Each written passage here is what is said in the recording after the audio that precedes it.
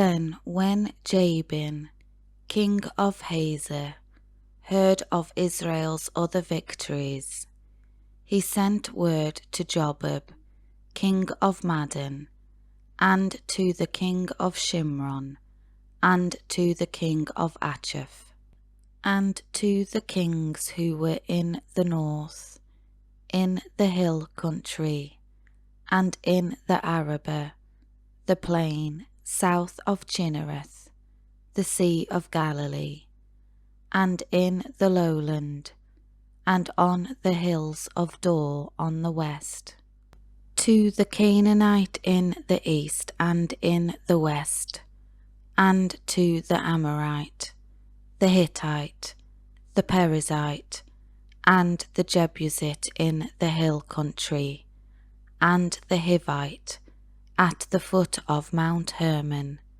in the land of Mizpeh. They went out, they and all their armies with them, as many people as the sand on the seashore, with very many horses and chariots. So all these kings met, and they came and encamped together at the waters of Meron to fight against Israel. Then the Lord said to Joshua, "Do not be afraid because of them, for tomorrow, by this time, I am going to hand over all of them, slain by the sword, to Israel. You shall hamstring, disable their horses, and set fire to their chariots." So Joshua and all the people of war with him came against them suddenly by the waters of Merom and attacked them. The Lord handed them over to Israel, who struck them and pursued them as far as Great Sidon and Misrephothmaim, and eastward as far as the valley of Mizpeh. They struck them down until no survivor was left.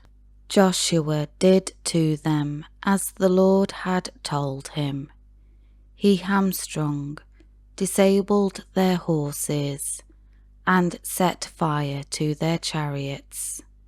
At that time Joshua turned back and captured Hazor, and struck its king dead with the sword, for Hazor previously was the head of all these kingdoms.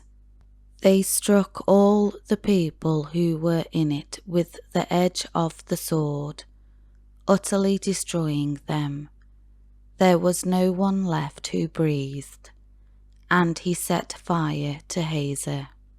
Joshua captured all the cities of these kings, and all their kings, and he struck them with the edge of the sword, utterly destroying them, just as Moses the servant of the Lord had commanded. But Israel did not burn any of the cities that stood walled and fortified on their mounds, except Hazor alone, which Joshua burned. The sons of Israel took as their plunder all the spoil of these cities and the cattle, but they struck every man with the edge of the sword until they had destroyed them. They left no one alive. Just as the Lord had commanded Moses his servant, so Moses had commanded Joshua, and so Joshua did. He left nothing undone of all that the Lord had commanded Moses. So Joshua took all this land, the hill country, all the Negev, south country, all the land of Goshen, the lowland, the Araba plain, the hill country of Israel, and its lowland. From Mount Halak, that rises toward Seir in the south, even as far as Baal Gad, in the valley of Lebanon, at the foot of Mount Hermon in the north. He captured all their kings, and struck them, and put them to death. Joshua waged war with all these kings a long time, at least 5 years.